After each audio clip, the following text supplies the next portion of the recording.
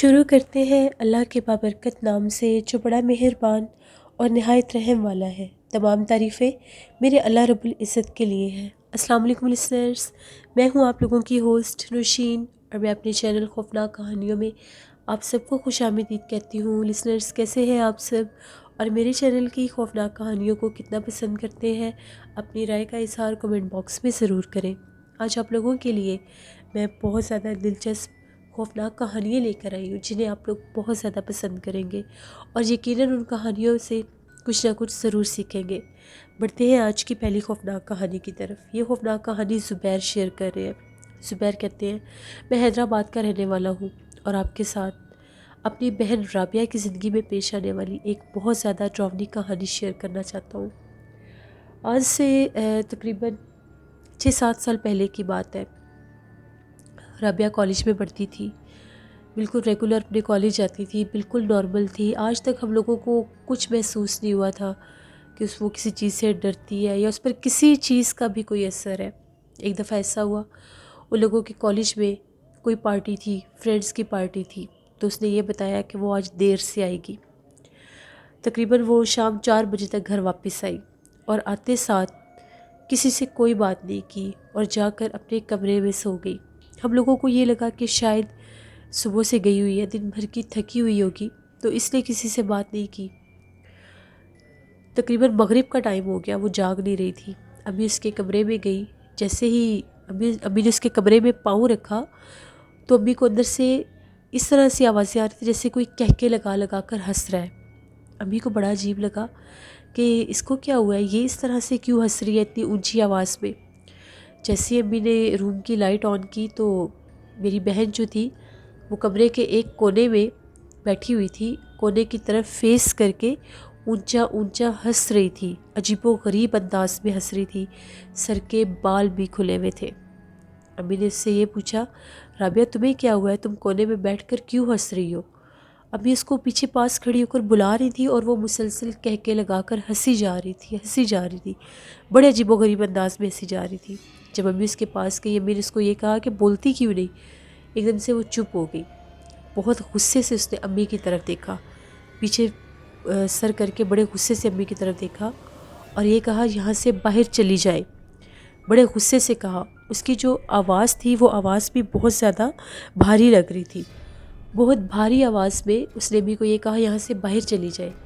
امی کو اس کی بیہیویئر کی کچھ سمجھ ہی نہیں آئی۔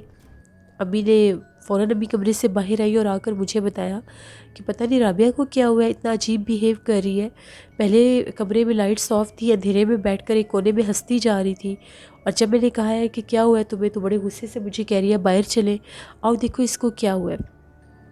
ہم لوگ روم میں آئے، جیسے ہی آئے تو پہلے اس کا فیس دیوار کی طرف تھا، اب اس نے فیس اس طرف کیا ہوا تھا جس طرف دروازہ تھا، لیکن گردن پوری نیچے جھکائی ہوئی تھی، سر کے بال بھی کھلے ہوئے تھے اور عجیب و غریب طرح سے وہ سر نیچے کر کے بیٹھی ہوئی تھی۔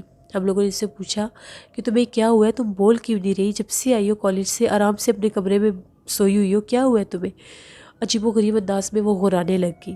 میں اس کے پاس گیا، ایک دم سے اس نے مجھے اتنا زور سے پیچھے دھکا دیا، میں بہت دور جا کے گرا، جیسے کوئی چیز اٹھا کر پیچھے پھینک دیا۔ ابھی بھی حیران ہوگی کہ یہ کیسے پاسبل ہے۔ پھر اس نے اونچا اونچا ہنسنا شروع کر دیا۔ ہم لوگ ڈر گئے۔ امی نے کہا کہ کمرے سے باہر آ جاؤ۔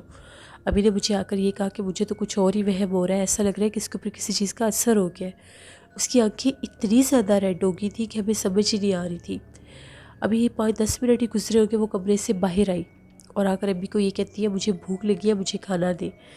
امی نے کھانا بنایا ہوا تھا، جیسے اس کے آگے کھانا رکھا، وہ کھانا اتنا زیادہ کھا رہی تھی، زندگی میں اس نے اتنا زیادہ کھانا نہیں کھایا۔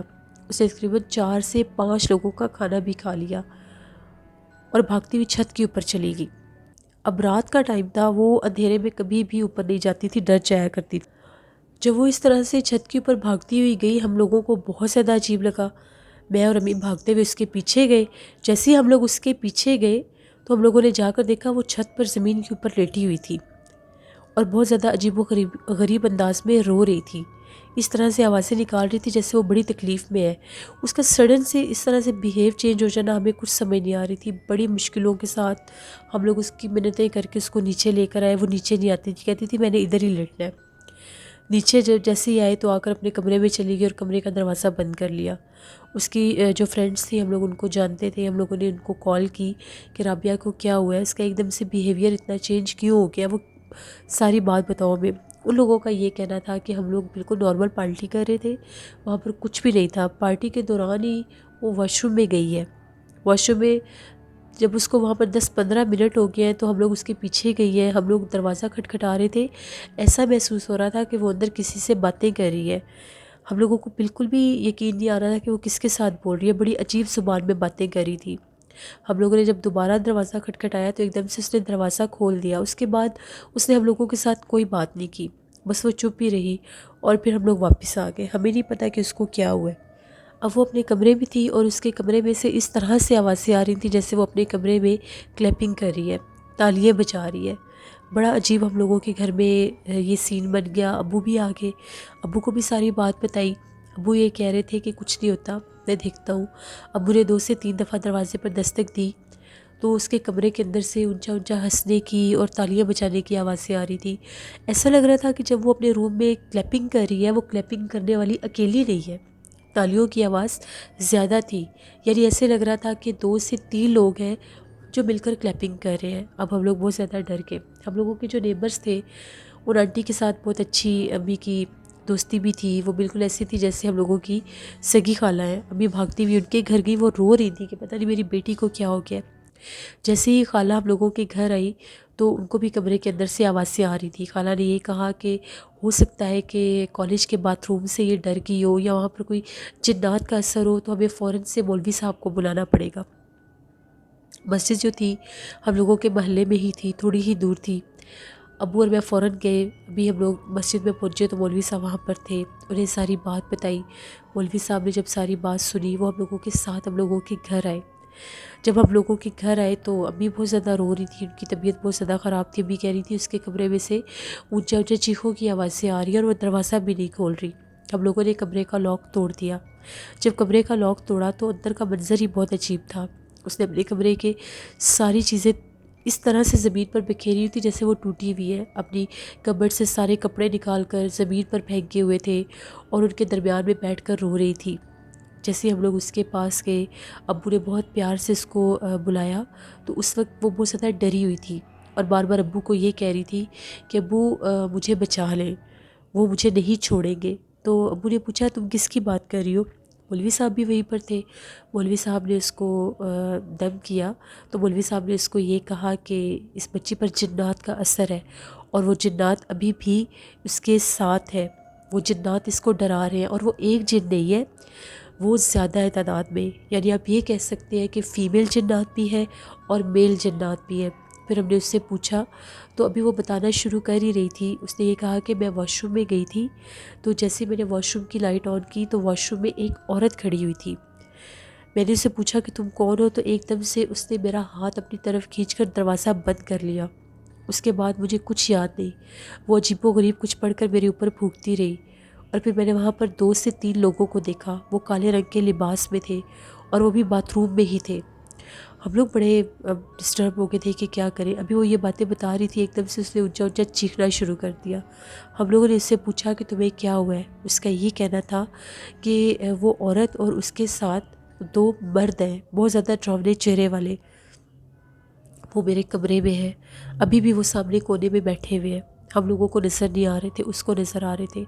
وہ چیخ رہی تھی، بار بار امی کے پاس بھاگ رہی تھی کہ ابھی مجھے بچا لیں۔ مولوی صاحب نے دم کیا۔ مولوی صاحب کا یہ کہنا تھا کہ وہ جنات جس طرح سے اس پر حاوی ہو چکے ہیں، اس کے گھر میں ہے، آپ لوگوں کے گھر میں ہے، تو میں ان کو نکال نہیں سکتا، آپ کو کسی عامل کے پاس جانا پڑے گا کیونکہ آپ کی بچی کی حالت بہت زیادہ خراب ہے۔ تبھی ایک دم سے پتہ نہیں اس کو کیا ہوا، اس نے پھر اونچا اونچا ہنسنا شروع کر دیا، مردانہ آواز میں ہنسنا شروع کر دیا۔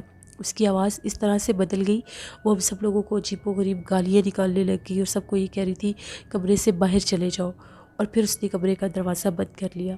اب پھر اندر سے عجیب و غریب آوازیں، کبھی تالیوں کی، کبھی چیخوں کی، کبھی رونے کی، عجیب ہم لوگوں کے گھر میں کچھ سمجھ نہیں آ رہی تھی کیا ہو رہا ہے۔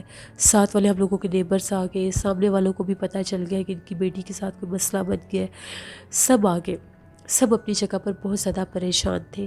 ہم لوگ سارے ادھر ہی بیٹھے ہوئے تھے تو ایک دم سے سامنے والی آنٹی کہتی ہے، وہ اپنے گھر گئی، ہم لوگوں کے گھر کی ساری سچویشن دیکھ کے اپنے گھر گئی تو ان کے بیٹے نے یہ کہا کہ لوگوں کے چھت کے اوپر آگ جل رہی ہے۔ ہم لوگ بڑے ڈر گئے کہ ہم لوگوں کی چھت کے اوپر آگ کیسے جل رہی ہے۔ وہ سامنے والے لڑکے نے دیکھا تھا ہم لوگوں کی چھت پر آگ جلتی ہوئی۔ جب ہم لوگ نیچے سے اوپر گئے تو ہم لوگوں کی چھت پر آگ کا نام و نشان نہیں تھا، لیکن وہاں پر بہت زیادہ دھواں تھا، جیسے آگ جلتی ہے اور اس کے بعد جب آگ کے اوپر پانی گرا دیں، اس کو بجھا دیا جائے تو وہ دھواں سا بن جاتا ہے۔ بہت زیادہ ہم لوگ خوف زدہ ہو گئے۔ پھر ہم لوگوں کے جو نیبرز تھے، وہ جو ان کے آنٹی کے جو ہسبینڈ تھے، وہ ایک عامل صاحب کو جانتے تھے، فوراً سے ابو کو یہ کہنے لگے کہ ان کے پاس چلنا چاہیے۔ رات کے 10 بجے کا ٹائم ہو گیا، شام سے یہ کام شروع ہوا تھا۔ رات کے 10 بجے ہم لوگ وہ عامل صاحب کے پاس کے پہلے انہیں کال کی، ان کو بلایا تو ان کا یہ کہنا تھا کہ میرے پاس آ جائے، میں ابھی خود نہیں آ سکتا۔ وہ کہیں مصروف تھے کسی اور عمل میں۔ ان کے پاس گئے، ان کا یہ کہنا تھا کہ لڑکی کی کوئی تصویر ساتھ لیتے ہیں۔ جب ہم لوگ ان کے پاس گئے، میرے موبائل میں میری سسٹر کی پکس تھی، فیملی کی پکس تھی، ہم لوگ وہاں پر گئے، ان کو تصویر دکھائی تو ان کا یہ کہنا تھا کہ اس لڑکی پر جنات سوار ہیں۔ اس لڑکی نے باقاعدہ ان سے باتیں کی ہیں اور اس نے بہت زیادہ خوشبو لگائی ہوئی تھی، پرفیوم لگایا ہوا تھا، بہت زیادہ تیار ہوئی ہوئی تھی۔ وہ جو جنات ہیں وہ پورا خاندان اس پر عاشق ہو گیا ہے اور وہ کہتے ہیں کہ ہم اسے نہیں چھوڑیں گے، اس کو ساتھ لے کر جائیں گے۔ اگر اس کو ایک دم سے ان سے پیچھے ہٹانے کی کوشش کی تو ہو سکتا ہے وہ اس کو جانی نقصان دے دے۔ پھر ان کا یہ کہنا تھا کہ آج ابھی وہ چیزیں جیسے آپ کے گھر میں موجود ہیں، تھوڑا سا پانی دم کر کے دیا اور یہ کہا کہ اپنے گھر کے چاروں کونوں میں اس پانی کو جا کر آپ نے گرانا ہے، اور اس طرح سے وہ گھر سے باہر نہیں جا سکے گی کیونکہ یہ چانس بھی تھا کہ وہ جنات اس کو وہاں سے لے بھی جاتے۔ پھر ان کا یہ کہنا تھا کہ اگلے دن میں خود آؤں گا آپ کے گھر مغرب کے ٹائم۔ ہم لوگ واپس آ گئے، جیسے ہی گھر واپس آئے وہی حال، امی رو رہی تھی، وہ آنٹی پاس بیٹھی ہوئی تھی۔ ہم نے گھر کے چاروں کونوں میں پانی ڈال دیا اور اللہ کا نام لے کر یہی دعائیں مانگ رہے تھے سب کے ٹھیک ہو جائے۔ 12 بجے نیبرز بھی اپنے گھر چلے گئے، اس کے کمرے کا دروازہ بند تھا، لائٹ آف تھی، کوئی آواز نہیں آ رہی تھی۔ اب اس کے بعد ہم لوگ اپنے اپنے کمرے میں جا کر سو گئے۔ لیٹ کے جا کر کیا کرتے پھر، کیونکہ امی بھی بہت زیادہ پریشان تھی، وہ دروازہ نہیں کھول رہی تھی۔ تقریباً رات کے 1:30 پونے 2 بجے کا ٹائم ہوا، ایک دم سے میری آنکھ کھلی تو میری بہن جو تھی وہ بالکل میرے پاس کھڑی تھی، سر کے بال کھلے ہوئے تھے اور بالکل میرے چہرے کے پاس چہرہ کر کے وہ کھڑی تھی اور اتنی ڈراؤنی آوازیں نکال رہی تھی۔ اس وقت اس کا چہرہ اتنا ڈراؤنا ہوا تھا کہ جب میں نے اس کو دیکھا میں بہت زیادہ ڈر گیا اور ایک دم سے میں بیڈ سے اتنی زور سے پیچھے ہٹا کہ میں نیچے گر گیا اور اس نے ہنسنا شروع کر دی۔ ہنستی ہنستی باہر بھاگ گئی۔ ہم لوگوں کے صحن میں ایک جھولا لگا ہوا تھا، اس جھولے پر جا کر بیٹھ گئی آدھی رات کو اور عجیب و غریب انداز میں کچھ گنگنا رہی تھی۔ جب میں جیسے ڈرا میں فوراً سے امی ابو کے کمرے میں گیا، ان کو جگایا کہ یہ اتنے ڈراؤنے چہرے کے ساتھ بالکل میرے سامنے آ کر کھڑی ہوئی تھی۔ پھر ہم لوگوں نے دیکھا وہ باہر جھولا جھول رہی تھی۔